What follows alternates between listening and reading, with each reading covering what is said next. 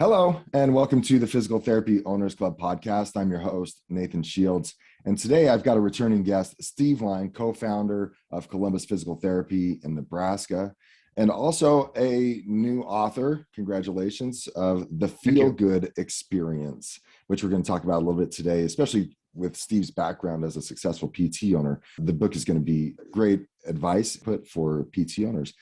Steve, thanks for coming on. Appreciate it very much, Nathan. This is great to see you again. Yeah, we won't get into your professional background. You're a successful PT owner who's had who has three clinics. And I would highly recommend those who are listening that haven't listened to my podcast episode with Steve in the past. We talked about the 4 buckets of marketing based on an article he wrote in the Impact magazine. And I think that was last year, wasn't it? That we got together? It's been, last year. Exactly. Yeah, and you've recently written 2 more articles in the September and October 2021 Impact magazine regarding, one was regarding financials. Another one was about marketing again. Both of them were financial, actually. Really? Yeah. Money Woes was the name of the one in September. And then Go on the Offensive was the one in October, talking about wealth management. Exactly. So, highly recommend you guys go back and listen to not only the podcast episode, like I said, but read some of his material, as well as the recent book that you got out, Feel Good Experience. So, number one, congratulations on writing a book. That's a huge monumental task. Thank you. Is worthy of appreciation. But tell us a little bit about it. Maybe tell us a little bit about where it came from. What was the germination for a book on this topic? And then we can talk a little bit about it. Sure. Obviously, customer service is really what the book is about, the Feel Good Experience, how to grow your practice using 5-star customer service. It dates way back. I went back to my youth, working in different jobs through high school, experiences I had with those jobs and dealing with the public. I had some really good mentors that trained me, honestly, how to deal with the public, how to deal with customer complaints, and making sure that you anticipate kind of what they need and want in advance to make sure that they don't have any complaints. And so I've taken that model and I've also applied it kind of forward into physical therapy. I guess a lot of what the book is about is a lot of those principles and those thoughts. Was there a time during your PT ownership where you thought, okay, time out, we need to focus more on the patient? And was there a particular instance where you thought we need to make this shift and start focusing a little bit more on their experience and their relationship with you? About 2006, to be honest with you, it was a specific year. And a lot of it was due to the amount of competition that we had, and our growth had stagnated. We hadn't been really growing like we were, and we were also having some challenges within. And so all of it, I kind of brought back to culture. Like there's just a culture problem we have, or we're following a formula that is, based on our training as therapists. If we do this, and following these things, making sure documentation's good and we give patient what's appropriate and all of those issues. But yet I would still have patients come, 1 or 2 visits and then not return. And so like, well, wait a second, I'm doing what I was taught. Why isn't this working? And then competitors were putting a lot of pressure on us. So like, we're going to have to do something different. And so we're going to have to stake our own claim, put our own brand out there. And so this was an easy one. The Feel Good Experience, actually something that we branded within our company. Oh, really? And we've used it since about 2006. And so we have a jingle, all of it. But it isn't just enough to have that. We wanted to make sure that it was, felt from within. If a patient comes in, they feel it with every staff member, they feel it in the environment, so on and so forth. So that's what the whole design is about. Well, it seems like, and correct me if I'm wrong, you essentially got really hyper-focused on policy and procedures regarding how you handle a patient. Right? Absolutely. To the point where you branded it, you gave it a name, right? You said you created a jingle. You're essentially, this is a really aggressive, well thought out. The dogs, The dogs dog are is excited. barking. Yeah. It's a well thought out policy and procedure manual for handling a patient. Yeah. Again, making sure that we treat the patient obviously with their physical needs, but we want to target their emotional needs, their spiritual needs, those other things. So really it comes down to just, in a nutshell, is TLC. Make sure you give them as much attention as possible, but communication's critical. The listening part's more critical than what you're telling them. I apologize for Molly. She's she's a little stirred up at the moment. Apparently, the mailman's at the door, probably. Oh, okay. But yeah, making sure that we target them not only just as a transaction, and that's written about in the book too, is we want to make sure all of our interactions with the patient are not transactional, but more experiential. Mm. So targeting of, again, we ask them, well, what are your goals and all those things, but it's not just a check off list. We're really trying to flesh out what type of person is this, what's their personality type, what's going to fit for them. Some people are more the structured, rigid, just the facts, ma'am, kind of people. And then others are more soft-hearted. They want to be led. They want those approaches. They want a little bit more tenderness, a little more nurturing. And so you have to be able to read that up front. And so we've done a lot of training with the staff over the years. It's gotten better to where people within our organization definitely pick it up faster. And we look to hire people that are moldable within that. And so people who desire to give good customer service and make it a great experience overall. Not just we want to give you results, but give them the whole package that they want to return. How do you vet for that during the hiring / recruiting process, that these people are moldable, that they're willing to come in and be trained on the way you guys do things in the field with good experience? First thing is you pretty much tell the minute they come in. Oh, really? Well, if you think about it, you have a front desk receptionist. Their first test is when they come through the door, and if they are very rude to our receptionist. Oh, there you go. Well, anyways, it's simple things like that, Right. Or if they're cold, they're not conversational. Okay. We understand everyone's going to be nervous, coming in for an interview. Right. So that's understood. But our front desk and our personnel are trained to always circle through, make that, we don't refer to it as the waiting room, it's the reception area. Reception as a party, right? You think of a wedding reception, it's a social event. So we want the waiting area to be a social event. And if those people never warm up, and you engage with them with conversation and they just have nothing to come back with, that isn't going to change, right? It's part of who they are innately. If they really struggle with this, hey, I really hope, the weather gets better. And they're like, yeah, that'd be nice. That's it. It's like, there's nothing else going on, probably not going to work. Yeah. Are they simply willing to smile? Are they, exactly. Even if they're a little bit introverted? I'm sure you have room for those people. Absolutely. But when given a chance to converse, they add to the conversation, right? Absolutely. And what's cool is also, like you said, you've put this way of doing things in place such that it's generated a culture. And now, correct me if I'm wrong, but your front desk person can tell if an interviewee is going to fit or not. I mean, you don't have to wait till they get to the interview. They're probably better at it than what we are. It's like they will come back and say, hey, this is what we're picking up. And it's like, well, okay, we'll take it from here. We ask for the input, but we also want to make sure that we don't get corrupted, and then you get back there and you have this branded mindset about this person, but more than often they're spot on. Yeah. They just get a sense about it right up. Right. This is complex. There's no exact science in any. So it's like a patient, right? I mean, we assume that they all want to get better on, when they're coming in, but as they don't always. So there's a lot of different nuances that come with just treating a patient.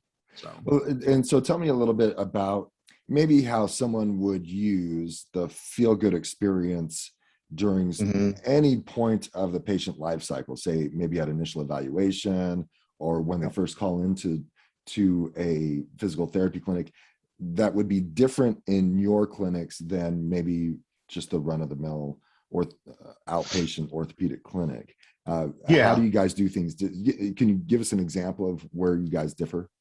Well, yeah, this is exactly where we were in 2006, as we knew the competition was very good. They were very strong therapists, very technically sound, um, very well respected by the medical community.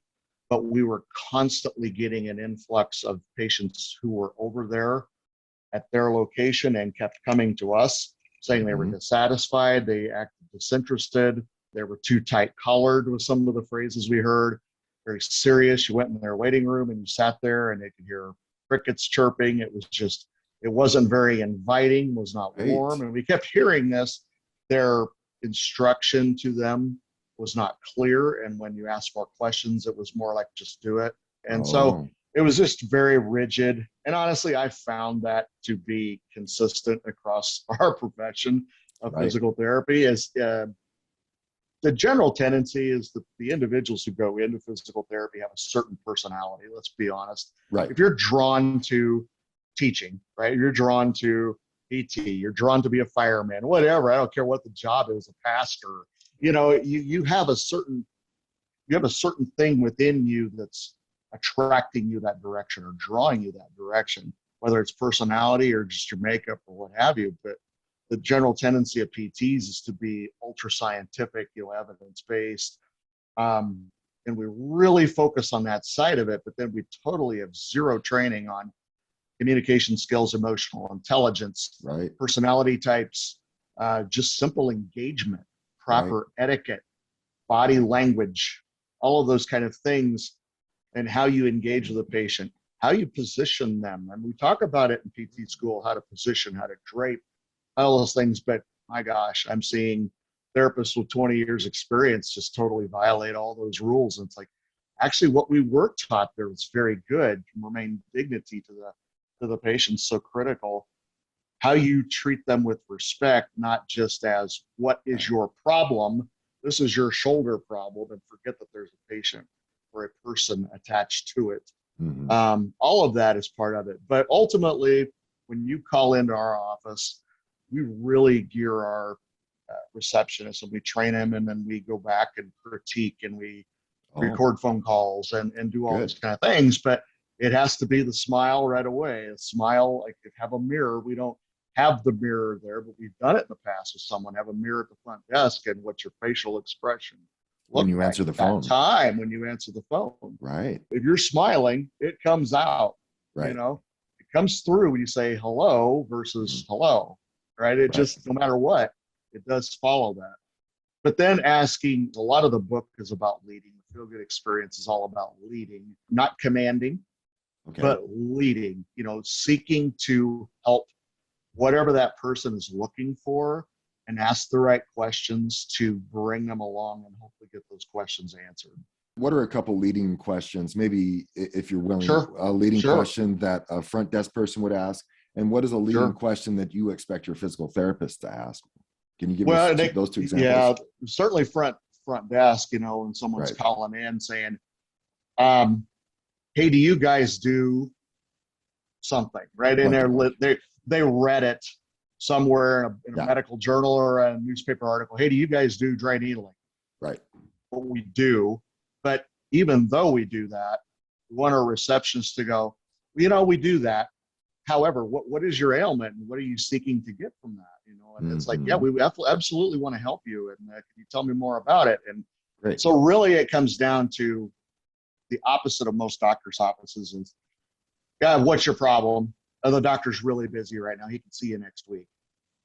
We don't do that. It's like, well, we can get you in as soon as possible today. Like we make sure same day appointments are held, right, no matter what. And that makes it a challenge with our staff, and you need very flexible staff to do that. right. But to make sure that they know that they will be serviced right away. We don't want them to sit and think about it, because most of the training of all of us as a consumer is we have to wait. When you Right. order something, you have to wait. You call the doctor's office, the dentist's office, you have to wait. But when you're told, yeah, you come right over, we'll take care of you. Is there a time today that works better for you? Today? You can see us today? Yeah, absolutely. We're going to get you and get you feeling better. Wow. And so it's just that type of training. Now, as far as the therapists go, obviously it gets a little more in depth. They're really digging around on what do you want to get back to. Again, this is what we're trained to do in PT school, to ask those kind of questions. But it's, again, very much in a documented, so that we get it in the note for payer source, approval, and those things that we ask what their personal goal is. Mm-hmm. But we don't really flesh down to, okay, so you want to get back to hiking. Well, what all do where do you like to hike?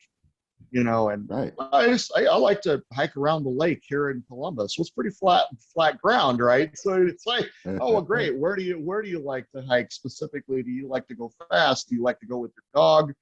You like to go with your spouse? You start just fleshing out, and one thing leads into another in terms of family work. You want to find out everything about that person possible. The therapist can get into that. The receptionist doesn't have nearly the time to get into all those things sometimes. Sure. But yeah, getting down to what are you really into as a person? You listen to somebody just so long and you can find out what they're about, right? Right. So they're going to keep bringing back similar points or talking points, concepts. Yeah, it's great that you've established a system around this, because a typical PT clinic would say, yeah, we do dry needling. And if the front office person isn't well trained and that expectation isn't held, then they say, yes, we do that. And that's the end of the conversation. And you've had front desk people that are like that. Oh yeah. Because they answered the question. They did the job. They answered it, that transaction. And if they take it in, and that's okay. If they took it a step further, they might ask, well, what insurance do you take? Right. We get to that. I guess we do ask that later on. Eventually. That better not be your first question. No. It's got to be. And that was a conversation I typically had with Sturdy McKee on previous episodes. Was sure. Like most doctors' offices are going to ask you your name, your date of birth, your insurance, and all that information. But what if it was simply more like, well, yeah, we do dry needling, but tell me, what's your ailment and what are you trying to accomplish here? And do you want to get back to hiking? Tell us about that. And exactly. Is this for you, or are you calling on behalf of your husband who won't call doctor's office, right? Excellent point. We absolutely want to engage those type of situations, because we have a lot of family members that do that. They call. Husbands, men in general, are terrible at setting up appointments. Right. So, yeah. You talked about what you're doing with the Feel Good experience at the front desk and how that might change also what you typically do during the care that's involved with the physical therapist. Does your Feel Good experience extend beyond that? Like after a patient gets discharged, whether they have been discharged for months or even during the collections process? Yes, we have a regular call sequence. Obviously, we just, checking up on people, how they're doing. Okay. Obviously 30 days after their discharge, just making sure that that our product's stuck, that they're still, it's still working. Yeah. And then if there's any questions at that time, there's obviously we're not bringing them back in. It's just, do you have any questions to the therapist? And I got some questions about a home program or whatever it is. Right. They can just get that advice then and there. But then we go 30, 60, 90, 120 days out. Okay. So, and then we send out letters, obviously, they just checking up on you. And we also have a couple of events with COVID last year. Obviously, that kind of eliminated a lot of those, but we have patient appreciation events. Of two of them. We always had one in the summertime, summer picnic themed, if you will. Oh, nice. And then we have one in the holidays, more holiday themed. So, Great. Which we then send out invites. Everybody comes back and Great. Try to get as many patients returning for that. Okay. And then on the, after they're gone, the financial statements are still out there. We're dealing with EOBs and insurances that, are saying they won't pay for it now. And so we try to stay ahead of that. We definitely are a group with Feel Good experience, so we don't say, well, this is your responsibility. You knew that when you signed the form when you came in. We don't deal with them legally like that. Okay, this is what your insurance is requesting. This is what we can do. We do need you to handle this part of it. Right. So we can either bring it in, Mm-hmm. like bring that, they'll be sending you one in the mail, bring that form in and we'll walk you through it. Oh, okay. Help you fill it out. So we give them assistance and they're discharged at this Right. point. Right. And a lot of times insurance just wants to know, was it a work injury? Was it an auto accident? Right. They're trying to flesh out Yeah, what exactly. their level of culpability is in this. So, Yeah. but yeah, we will guide them through all that because it's extremely confusing to even us, Mm-hmm. how the whole insurance thing works. So, Right. Yeah, I gotcha. Mm-hmm. Yeah, well, it's cool that you have a process because I think most owners haven't thought that far ahead.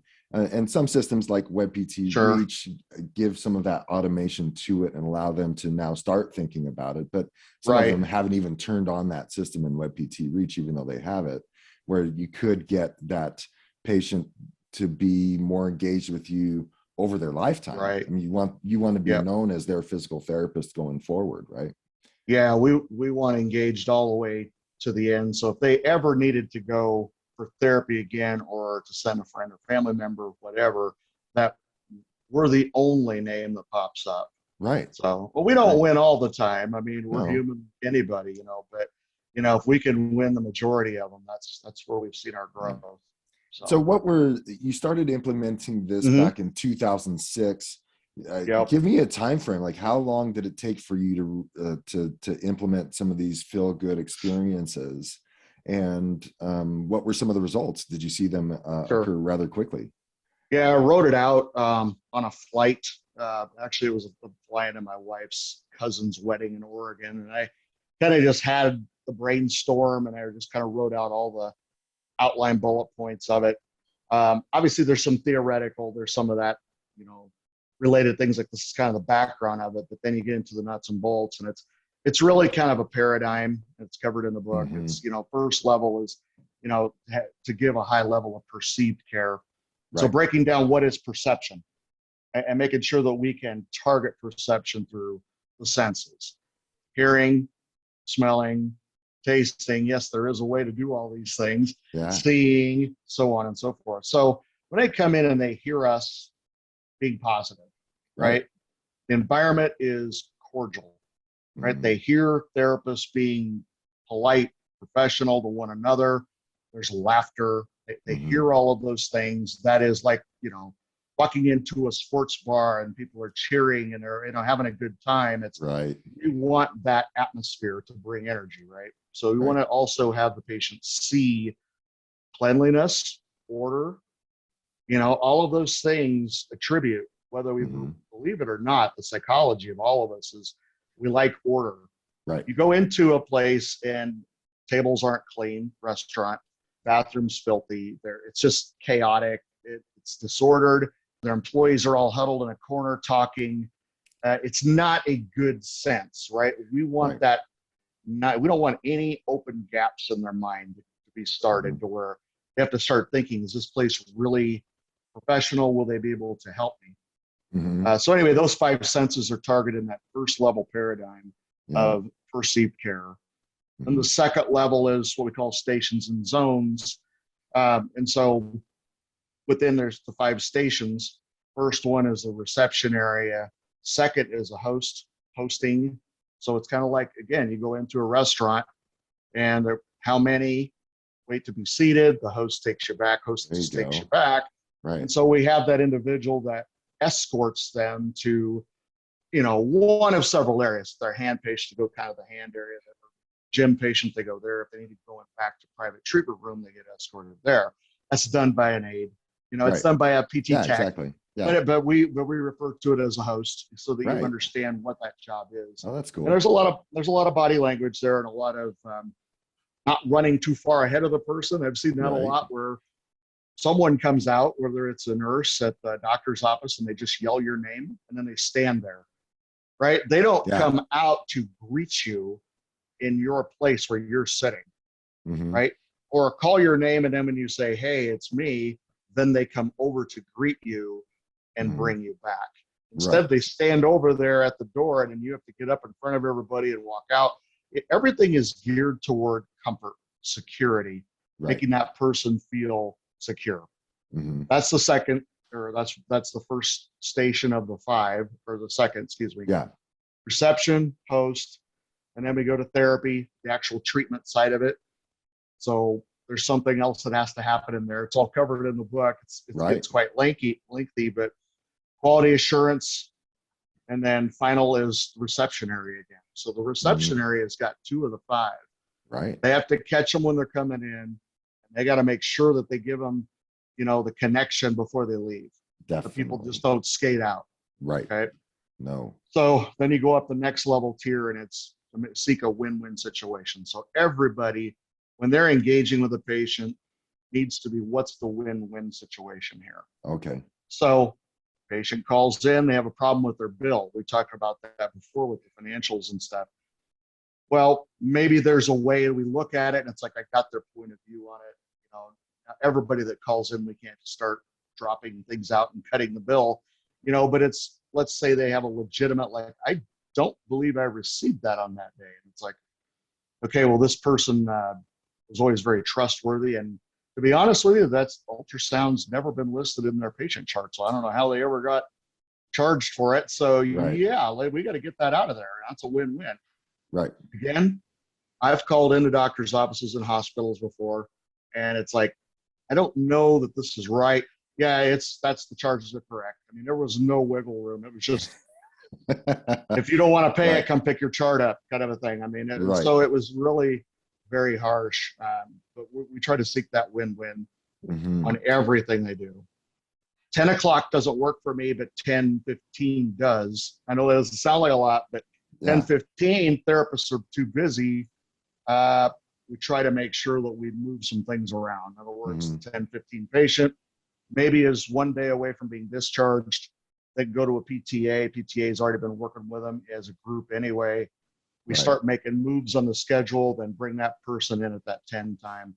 That's a Right. win-win for everybody. Right. Versus moving a patient that was going to be discharged in a day, another day, and then bringing this for, no, it's still a win-win for everybody. So there has to Right. get the people that are on their toes. And then the Mhm. final thing is of the pyramid is to make sure that you're always delivering an experience, not patient care. So your goal ultimately is to do all of these things to get to delivering an experience. Don't deliver patient care. Mhm. It's just patient care. What are you here for? Well, I'm here for PT, right? If you're just giving physical therapy, XYZ PT down the street can do that. Right. Anybody can do that. But can you give an Mhm. experience? Yeah. Something that sticks with the patient. And So, and you have to really consider that as a physical therapist, and that if these people are coming 2 to 3 times a week right. and for a period of weeks, that's much different than going Yes. to a doctor once or twice for an ailment. You might want to go to the best doctor there is for that ailment and maybe look past his bedside manner. But if you have to see Without a this, doubt. yeah, Yeah. maybe, right? A neurosurgeon, I don't care if he's nice or not. Right, Right. right, Cardiac surgeon. Yeah. I just need right. him to be good at what he's doing, or she's Yeah. doing. But if I'm doing physical therapy 3 times a week and I'm going to see you 12 times, I might as well like you, right? Or you might Right. as well make that a really good experience and keep them engaged. That's Um, right. because always comes, I remember the story. I hired who would eventually become my business partner, Will, to run a clinic for me.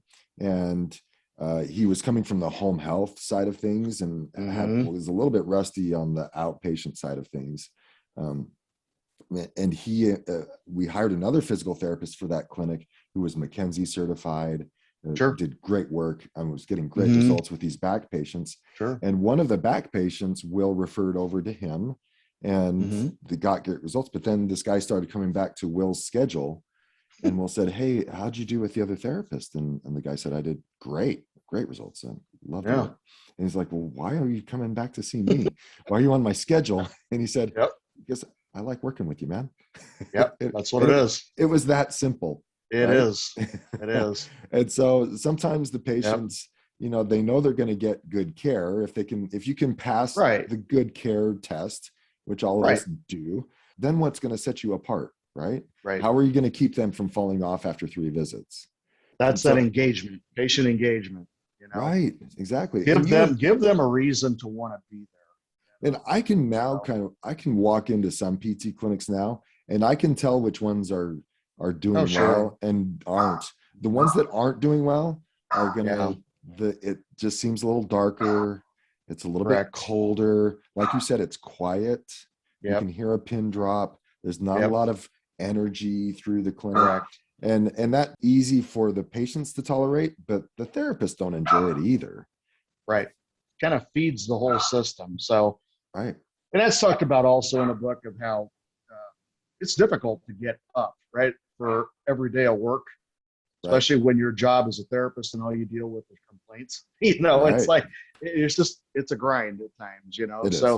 so we have a definite team atmosphere to where any of you, like if the atmosphere is down, pick up foot speed, just do one thing, talk more, Yes. create more energy. You're just doing Right. something to create energy. That spark actually take off. And we've seen it time and time again.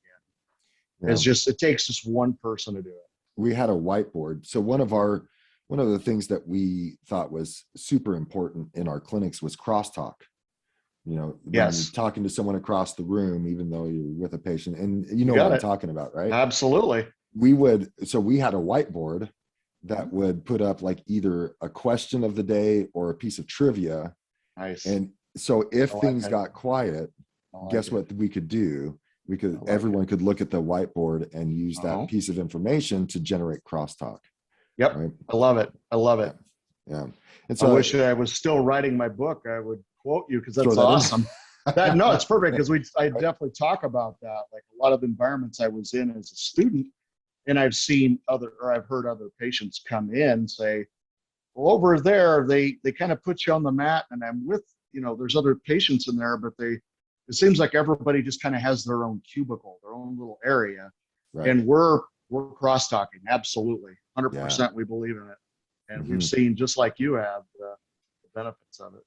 What did you see after putting this in since 2006? Were you seeing a little bit more engagement? Were you seeing less fall offs? So what happened after that? What Yeah, cascaded? it geared toward obviously that was kind of the foundational part is putting in the service, but then we started measuring it out, a little bit more specific with our stats in Okay, cool. terms of people that fell off, percent arrivals, Right. percent pre-scheduled. Again, those are all indicators of compliance, engagement.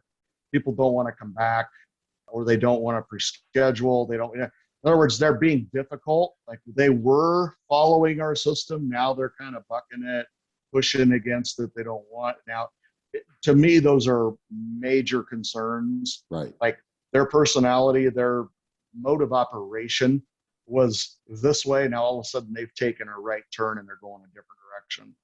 And so Mhm. we've really trained our people to actually pick up on that as well. But yeah, so once we started measuring it out, we could see, that compliance was there. We started gathering more success stories, more testimonials. Oh, cool. And so we took all that and used it on the marketing side, but that was the Hmm. measurable that we Hmm. could see. We'd Yeah. bump it 2, 3 percentage points from where we were. Oh, So great. Yeah, yeah, and I'm assuming back in 2006 was this then the foundation that was laid to then start opening other clinics? I mean, did you start seeing some growth yep, that led to other things? yep, yeah, absolutely. It's been an ongoing core of what we do, and so it needs corrected at times. It needs to be Right. retrained. It needs For to be sure. put in judicially at times when you hear about a patient situation Hmm. where a patient came a few visits and then we just pushed them off the schedule because, well, they were good enough. And it's like, wait a second, that isn't how we do things. That's not good Yeah, but enough. we're just really busy right now. No, wait a second. We got workarounds. Hmm. Let's think a little harder. I know it's harder work, but we got to put that work in. And so, and then how we answer the phone, are we doing it? I get it. I understand, it gets difficult when you're had a long day as a receptionist but you can't lose that engagement part.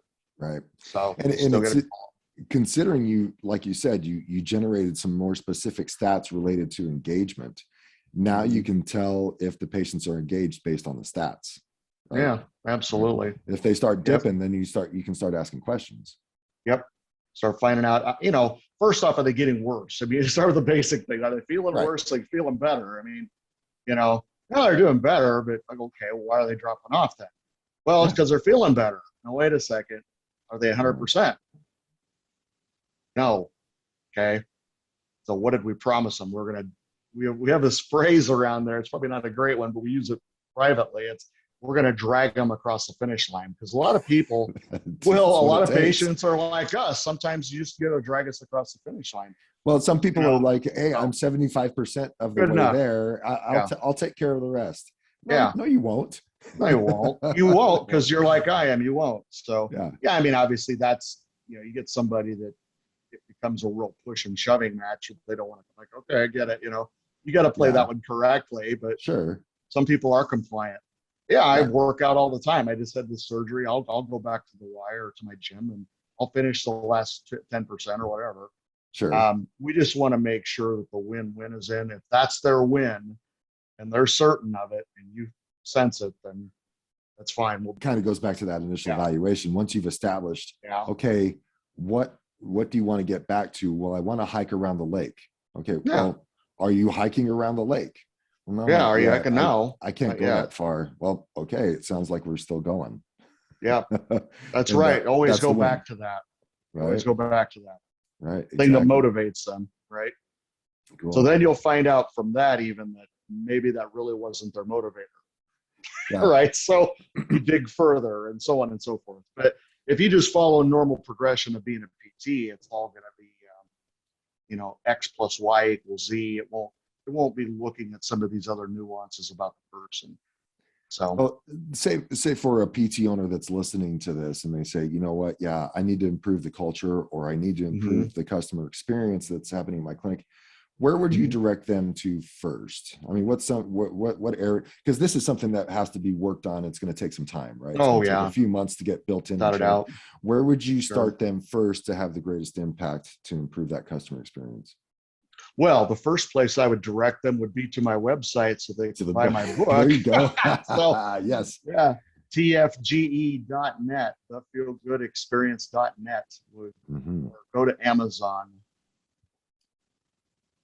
Definitely. Yeah. But, so feel good experience. Yeah. I'm saying, what area of the practice should they focus on? The PT that they're providing? Should they focus on what their rating room looks like? Should they focus on the front desk? You want to first and foremost, front desk, start there. I mean, that's what I would say. Obviously, if your therapy's really bad, if you're not getting any results, you're probably not sitting here thinking about, I need to put in a customer service program. Right. I need to clear house and get new therapists or get them trained or something. I mean, right. You need to flesh that out first. And chances are the numbers are already dipped so low in those clinics, it doesn't matter anyway. So, we're assuming, let's say all things being equal, that they're getting results. They're just maybe losing patients. Their percent arrivals have dipped around. So they're maybe at 85%, 80%. They're losing quite a few early drop-offs. People are discharging themselves, or new patients are just never growing. Right. So to me, that doesn't follow a natural cycle, because the more patients you bring in and discharge, they're now formers. And so you should be having just a natural growth, even if it's just a few percent every year, just because of that. And so that tells me your front desk probably isn't doing a very good job of engaging and pulling them onto the schedule book, Right. So start with the front desk. How are they handling the phone? Yep. How are they handling walk-ins? Is it just a job? Are they checking the boxes? Well, I asked them if they had insurance. They said they do, but they didn't know what it was, so I didn't schedule them. It's like, no, try to do a little more. I mean, we've had all of them. Yeah, we've had all types at the front. Right. So sometimes thinking beyond the most obvious is the thing that will get you there. Yeah. So. Yeah. And a lot of times they need to, I've had this with some of my coaching clients, in that they need to tell the front desk that their job is to fill the schedule. That's it. That's it. That's your job. And yeah, Fill the all this schedule. other stuff is really good, but really understand this point that your statistic is this. It is to fill the schedule book. Yep. And you do that by doing all the stuff that we're talking about today. Yep. These are the things that fill the schedule book. It's don't let patients cancel. Don't let patients fall off despite their excuses. Be engaging. Yep. Recognize that physical therapy is in their best interest. And, we can go down the list, but it starts with, I agree. I think it starts with that front desk. And if you have a good person there at the front desk, they are worth their weight in gold. Oh, they are. And if they tremendous. are not engaging and not personable, you're hemorrhaging money. You're hemorrhaging money. Exactly. You are hemorrhaging. I love that you said it that way, because that's the truth. You are losing money, right? Yep. Quite a bit. Right. So, well, so yeah. Hey, you shared the website. Is there anything else that you want to share with the audience before we sign off? Yeah, check it. I think you mentioned the articles I've written recently, so and the financials and stuff. So yeah, definitely go to tfge.net. It's my page. Follow me on LinkedIn. Send me a message. Love to hear from you. Right. Well, cool. Well, are you going to be at PPS or CSM in the future? I'm not going to be at those because I'm on a little bit of a sabbatical here. So nice. Well, dude, enjoy your sabbatical. Congratulations. You deserved it. Thank you. All right. Well, Ed, thanks for your time today. I appreciate it, Steve. You bet, Nathan. Appreciate it.